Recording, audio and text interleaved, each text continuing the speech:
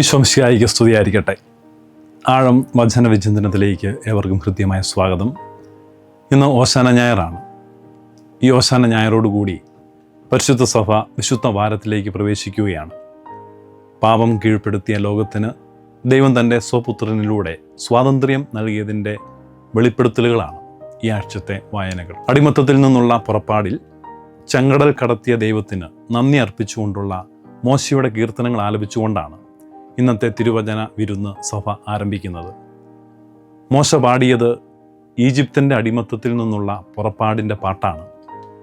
മനുഷ്യജീവിതം പലപ്പോഴും ചെങ്കടലിന് മുൻപിൽ നിൽക്കുന്ന ഇസ്രായേൽ ജനത്തിന് തുല്യമാണ്. പുറകിൽ ആയുധങ്ങളുമായി വരുന്ന ഈജിപ്ഷ്യൻ സൈന്യവും മുൻപിൽ ആഴമേറിയ കടലും. ഇവിടെ മനുഷ്യൻ നിസ്സഹായനാണ്. സ്വന്തം കഴിവിലോ ബുദ്ധിയിലോ വിശ്വസിക്കാൻ കഴിയാത്ത അവസ്ഥ. സാങ്കേതിക വിദ്യയും സമ്പത്തും ഉണ്ടായിട്ടും ഒരു രോഗമോ പ്രകൃതിക്ഷോഭമോ മനസ്സിൻ്റെ തകർച്ചയോ ഉണ്ടാകുമ്പോൾ മനുഷ്യൻ ഇന്നും നിസ്സഹായനാണ്. ഈ നിസ്സഹായത ഒരു പരാജയമല്ല, മറിച്ച് ദൈവത്തിലേക്ക് തിരിയാനുള്ള ഒരു വാതിലാണ്. നമ്മുടെ പരിമിതികൾ അവസാനിക്കുന്നിടത്താണ് ദൈവത്തിൻ്റെ അനന്ത സാധ്യതകൾ ആരംഭിക്കുന്നത്. ദൈവം ചെങ്കടൽ വറ്റിച്ചല്ല, പകരം അതിനെ വിഭജിച്ചു. അതായത് പ്രശ്നങ്ങളെ ഇല്ലാതാക്കുകയല്ല, മറിച്ച് പ്രശ്നങ്ങൾക്ക് നടുവിലൂടെ ഒരു പാത ഒരുക്കുകയാണ് ദൈവത്തിൻ്റെ രീതി. ഇതാണ് ദൈവിക പദ്ധതിയുടെ മനോഹാരിത. ചെങ്കടലിൽ ഫറവോൻ്റെ തേരുകൾ മുങ്ങിയപ്പോൾ ഇസ്രായേൽ ജനം ഭൗതിക അടിമത്തത്തിൽ നിന്നും മോചിതരായി. ഫറവോൻ്റെ കുതിരകൾ അധികാരത്തിൻ്റെയും അടിച്ചമർത്തലുകളുടെയും അടയാളങ്ങളായിരുന്നു. മനുഷ്യൻ്റെ അധികാരങ്ങൾക്കും അവകാശങ്ങൾക്കും പരിമിതിയും ഉണ്ടെന്ന് ജനം തിരിച്ചറിയാൻ തുടങ്ങി. അങ്ങനെ മോശയിലൂടെ ഇസ്രായേൽ ജനം രക്ഷയുടെ വഴികളിലേക്ക് തിരികെ എത്തി. മോശ ഉയർത്തിയ ആ വടി വരാനിരിക്കുന്ന രക്ഷയുടെ അടയാളമായ കുരിശിൻ്റെ മുന്നാസ്വാദനമായിരുന്നു. ഇന്നത്തെ രണ്ടാമത്തെ വായന യെശയ്യാ പ്രവചനം 62 അധ്യായം 10 മുതലുള്ള തിരുവചനങ്ങൾ. ഇത് രക്ഷയെക്കുറിച്ചുള്ള അതിശക്തമായ ഒരു വിളംബരമാണ്. വിമോചകനായ ദൈവം ഒരു യുദ്ധവീരനെ പോലെ കടന്നു വരുന്നതും തൻ്റെ ജനത്തിന് വഴിയൊരുക്കുന്നതും വിവരിക്കുന്ന ഈ തിരുവചന ഭാഗം ഓശാന ഞായറിലെ ഈശോയുടെ ജെറുസലേം പ്രവേശനത്തിൻ്റെ ഒരു നിഴൽ രൂപമാണ്. കർത്താവിനാൽ രക്ഷിക്കപ്പെട്ട വിശുദ്ധ ജനമെന്ന് അവർ വിളിക്കപ്പെടുമെന്നത് ജെറുസലേം പ്രവേശനത്തിലൂടെ മിശിഹായിൽ പൂർത്തീകരിക്കപ്പെടാൻ പോകുന്ന രക്ഷയുടെ പ്രവചനമാണ്. ഇന്നത്തെ മൂന്നാം വായന ഗലാത്യയിലെ സഭയ്ക്ക് എഴുതിയ ലേഖനം 4 അധ്യായം 12 മുതൽ 20 വരെയുള്ള തിരുവചന ഭാഗങ്ങളാണ്. ഇവിടെ പൗലോസ്ലീഹായും ഗലാത്യ സഭയും തമ്മിലുള്ള വൈകാരികവും ആത്മീയവുമായ ബന്ധത്തിൻ്റെ ആഴം വെളിപ്പെടുകയാണ്. മോശ ഇസ്രായേൽ ജനത്തിൻ്റെ കൂടെ നിന്നതുപോലെ, ഈശോ മനുഷ്യനായി നമ്മുടെ ഇടയിൽ വസിച്ചതുപോലെ, പൗലോസ്ലീഹായും ഗലാത്യർക്ക് വേണ്ടി തന്നെ ശൂന്യനാക്കുന്നു. യഥാർത്ഥ വിമോചകൻ അകലെ നിന്ന് ആജ്ഞാപിക്കുന്നവനല്ല, മറിച്ച് വേദനിക്കുന്നവൻ്റെ കൂടെ വേദനിക്കുന്നവനായി മാറുന്നവനാണ്. അങ്ങനെ ദൈവം ഒരുക്കുന്ന രക്ഷയുടെ വഴിയിലെ നിഗൂഢതകളാണ് ഇന്നത്തെ ആദ്യത്തെ 3 വായനകളും നമ്മുടെ മുൻപിൽ അവതരിപ്പിക്കുന്നത്. രക്ഷകര ചരിത്രത്തിൽ ദൈവം എത്രമാത്രം താല്പര്യത്തോടെയാണ് ഇടപെടുന്നതെന്നതിൻ്റെ വെളിപ്പെടുത്തലുകളാണ് ഇന്നത്തെ ആദ്യത്തെ 3 വായനകളും. ചരിത്രം വഴിമാറുന്ന, പ്രവചനങ്ങൾക്ക് ജീവൻ വയ്ക്കുന്ന, സ്വർഗവും ഭൂമിയും ഒരേ സ്വരത്തിൽ പാടുന്ന അത്യപൂർവമായ ഒരു നിമിഷത്തിൻ്റെ ഓർമ്മയിലാണ് നാം ഇന്ന് ഓശാന തിരുനാൾ ആഘോഷിക്കുന്നത്. ഒലിവുമലയുടെ ചെരുവിൽ നിന്നും ജെറൂസലേമിൻ്റെ തെരുവുകളിലേക്ക് ഒഴുകിയെത്തുന്ന ആ സ്തുതി ആഘോഷം വെറുമൊരു സ്വീകരണമായിരുന്നില്ല, മറിച്ച് നൂറ്റാണ്ടുകളായി പ്രവാചകന്മാർ കോറിയിട്ട ദൈവിക ലിപികളുടെ പൂർത്തീകരണമായിരുന്നു.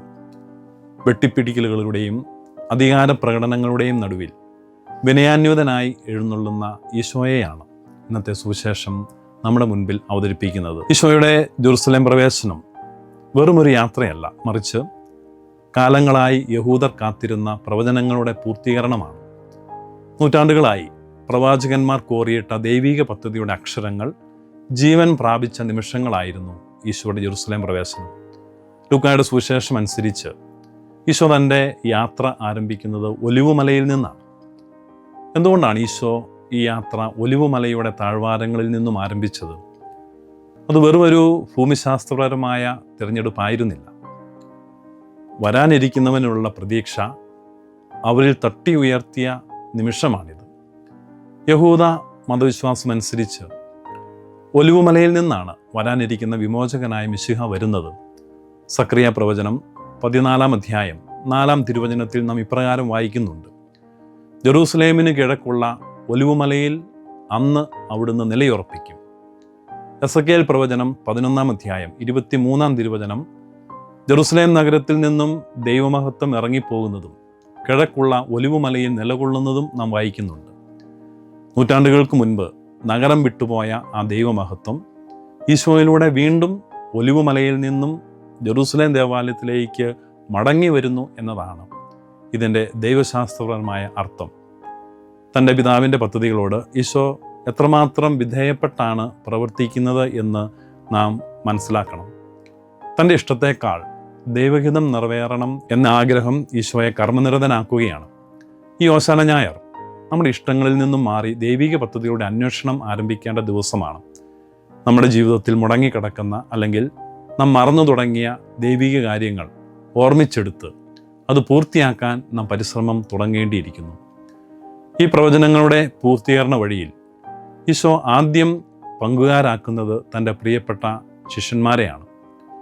തൻ്റെ ശിഷ്യന്മാരെ ഗ്രാമത്തിലേക്ക് പറഞ്ഞയച്ച് ദൈവഹിതം നിർവഹിക്കാൻ ആവശ്യമായ സാഹചര്യം ഒരുക്കാൻ ഈശോ ആവശ്യപ്പെടുകയാണ്. ശിഷ്യന്മാർ ഈശോ പറഞ്ഞതുപോലെ തന്നെ പ്രവർത്തിച്ചു. അവിടെ തർക്കങ്ങളൊന്നുമില്ലായിരുന്നു, മറിച്ച് പൂർണ്ണമായ സമർപ്പണം. ആ അനുസരണത്തിൻ്റെ ഫലമായി എല്ലാം ഭംഗിയായി ക്രമീകരിക്കപ്പെട്ടു. ദൈവഹിതത്തിന് മുൻപിൽ നമ്മുടെ യുക്തികളെക്കാൾ ഉപരിയായി അവിടുത്തെ വചനത്തെ മുറുകെ പിടിക്കുമ്പോൾ സങ്കീർണമായ ജീവിത സാഹചര്യങ്ങൾ പോലും മിശിഹായുടെ വഴിയൊരുക്കാൻ പാകത്തിൽ മനോഹരമായി മാറുന്നു. ഓശാനയുടെ വിജയത്തിൽ ശിഷ്യന്മാരുടെ പങ്ക് വലുതായിരുന്നു. ഈ ഓശാനയിൽ നമുക്കും ദൈവിക പദ്ധതികളോട് സഹകരിക്കാൻ തയ്യാറാകാം. ഒലിവുമലയുടെ താഴ്വാരത്തിൽ നിന്നും ഈശോ തൻ്റെ യാത്ര ആരംഭിച്ചപ്പോൾ അത് കണ്ടുനിന്ന ഓരോ യഹൂദൻ്റെയും ഉള്ളിൽ ഉറങ്ങിക്കിടന്ന പ്രവാചക വചനങ്ങൾ അഗ്നിയായി പടരുകയായിരുന്നു. നൂറ്റാണ്ടുകളായി തങ്ങൾ മനഃപ്പാഠമാക്കിയ തിരുവചന ഭാഗങ്ങൾ, തിരുവെഴുത്തുകൾ കൺമുൻപിൽ ജീവൻ വഹിക്കുന്നത് കണ്ടപ്പോൾ അവർക്കുണ്ടായ ആത്മീയ ഉണർവ് അത്ഭുതകരമായിരുന്നു. ഒലിവുമലയുടെ ചെരുവുകളിൽ ആ കഴുതക്കുട്ടിയെ കണ്ട നിമിഷം ജെറൂസലേമിലെ ജനതയുടെ ഓർമ്മകളിലേക്ക് സക്രിയ പ്രവാചകന്റെ വരികൾ ഇരച്ചുകയറി. സക്രിയ പ്രവചനം 9:9 നാം ഇങ്ങനെ വായിക്കുന്നുണ്ട്: സിയോൻ പുത്രി അതിയായി ആനന്ദിക്കുക, ജെറൂസലേം പുത്രി ആനന്ദിച്ച് ആർപ്പ് വിളിക്കുക. ഇതാ നിന്റെ രാജാവ് നിന്റെ അടുക്കിലേക്ക് വരുന്നു. അവൻ പ്രതാപവാനും ജയശാലിയുമാണ്. അവൻ വിനയാന്വിതനായി കഴുതക്കുട്ടിയുടെ പുറത്ത് കയറി വരുന്നു. അടിമത്തത്തിൻ്റെ നുകത്തിന് കീഴിൽ കഴിഞ്ഞിരുന്ന ഒരു ജനതയ്ക്ക് പ്രവാചകനിലൂടെ നൽകപ്പെട്ട സ്വാതന്ത്ര്യത്തിൻ്റെ വിളംബരമായിരുന്നു ഈ വചനങ്ങൾ. ആ വചനം വെറും ഒരു അക്ഷരമല്ലെന്ന് അവർ തിരിച്ചറിഞ്ഞു. പ്രവാചക ഗ്രന്ഥങ്ങളിലെ മഷിയുണങ്ങിയ താളുകൾ മിശിഹായുടെ പാദസ്പർശമേറ്റ് തളിർക്കുകയായിരുന്നു. ഒലിവുമലയിൽ നിന്നും ഒരു രാജാവ് വരുന്നു എന്നത് യഹൂദർക്ക് വെറും ഒരു വാർത്തയല്ല, മറിച്ച് അവരുടെ അസ്തിത്വത്തിൻ്റെ ഭാഗമായിരുന്നു. പഴയ നിയമത്തിലെ എസെക്കിയേൽ പ്രവാചകൻ വിവരിച്ച ദൈവമഹത്വത്തിൻ്റെ തിരിച്ചുവരവ് അവർ ആ മലയിൽ ദർശിച്ചു. നഷ്ടപ്പെട്ടു പോയ തങ്ങളുടെ ആത്മീയ പ്രതാപം ഇതാ ഒലിവുമലയുടെ താഴ്വാരത്തിലൂടെ തിരികെ വരുന്നു എന്ന് ഈശോയെ കണ്ടപ്പോൾ അവരുടെ ഉള്ളിൽ പുതിയ പ്രത്യാശ നാമ്പെടുത്തു. ഈ ഓർമ്മപ്പെടുത്തൽ അവരിൽ കേവലം ഒരു വികാരമല്ല, മറിച്ച് ഒരു കർമ്മോത്സുകതയാണ് ഉണ്ടാക്കിയത്. അതുകൊണ്ടാണ് അവർ നിശബ്ദരായിരിക്കാതെ പ്രവർത്തിക്കാൻ തുടങ്ങിയത്. ഒന്നാമതായി അവർ വസ്ത്രം വിരിച്ചു. യഹൂദ പാരമ്പര്യത്തിൽ വസ്ത്രം വിരിക്കുന്നത് രാജാവിനെ അവരോധിക്കുന്നതിൻ്റെയും രാജാവിന് തങ്ങളെ തന്നെ അടിയറവ വയ്ക്കുന്നതിൻ്റെയും പ്രതീകമാണ്. ഇത് ഈശോയെ തങ്ങളുടെ രാജാവായി അവർ പ്രഖ്യാപിക്കുന്നതിൻ്റെ അടയാളം കൂടിയാണ്. തങ്ങളുടെ വ്യക്തിത്വത്തെയും അഭിമാനത്തെയും രാജാവിൻ്റെ മുൻപിൽ അവർ അടിയറവ് വെച്ചു. രണ്ടാമതായി അവർ മരച്ചില്ലുകൾ ഒടിച്ച് വഴിയിൽ വെട്ടി വിരിച്ചു. പ്രകൃതിയെയും മനുഷ്യനെയും ഒരുപോലെ ആ രാജാവിന് കീഴ്പ്പെടുത്തുകയാണ്.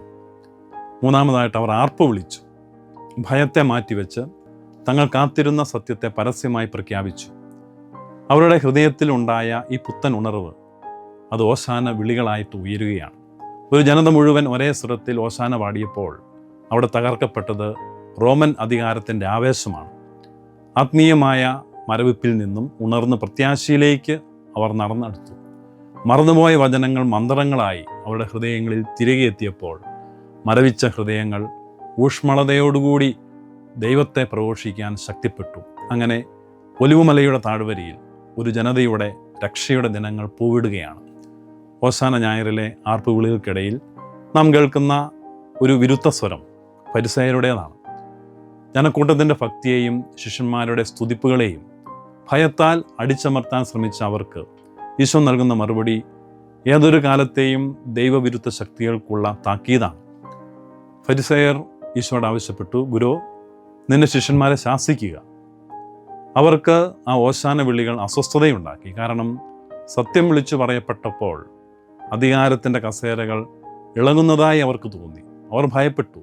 എന്നാൽ അന്ന് ശിഷ്യന്മാർ ഫരിസയരെ ഭയന്നില്ല. അവർ വീണ്ടും ഓശാന വിളികൾ തുടർന്നുകൊണ്ടിരുന്നു. ദൈവഹിതം നടപ്പിലാക്കുമ്പോൾ ലോകത്തിൻ്റെ ശാസനകളെ ഭയപ്പെടേണ്ടതില്ലെന്ന് ഓശാന നമ്മെ പഠിപ്പിക്കുകയാണ്. ഇവർ മൗനം ഭജിച്ചാൽ ഈ കല്ലുകൾ ആർത്തുവിളിക്കും എന്ന ഈശോയുടെ വാക്കുകൾ ഒരു വലിയ സത്യം വെളിപ്പെടുത്തുന്നുണ്ട്. ദൈവത്തിൻ്റെ പദ്ധതികൾക്ക് തടസ്സം പിടിക്കാൻ ആർക്കും സാധിക്കത്തില്ല. മനുഷ്യൻ തൻ്റെ നാവുകൾ നിശബ്ദമാക്കിയാലും ദൈവം തൻ്റെ മഹത്വം വെളിപ്പെടുത്താൻ പ്രകൃതിയെപ്പോലും ഉപയോഗിക്കുമെന്നതിൻ്റെ സൂചനയാണ്. ഓശാന എന്നത് വെറും ഒരു മനുഷ്യനിർമ്മിത ആഘോഷമല്ല, മറിച്ച് മനുഷ്യൻ പരാജയപ്പെടുന്നിടത്ത് ദൈവം അത്ഭുതങ്ങൾ പ്രവർത്തിക്കും എന്ന പ്രത്യാശയുടെ പ്രഖ്യാപനമാണ്. ദൈവിക പദ്ധതികളെ പരാജയപ്പെടുത്താൻ ശ്രമിക്കുന്ന ഒരു മാനുഷിക ശക്തിക്കും നിലനിൽപ്പില്ല എന്നുള്ളതിൻ്റെ ഒരു സൂചനയും കൂടെ ഇവിടെ ഒളിഞ്ഞു കിടപ്പുണ്ട്. സത്യത്തിനു വേണ്ടി ശബ്ദമുയർത്താൻ നാം മടിച്ചാൽ കല്ലുകൾ പോലും സംസാരിക്കുന്ന ഒരു കാലം വരും. അതുകൊണ്ട് നമ്മുടെ ഹൃദയങ്ങളെയും നാവുകളെയും മിശിഹായെ വാഴ്ത്താനായി നമുക്ക് വിട്ടുകൊടുക്കാം.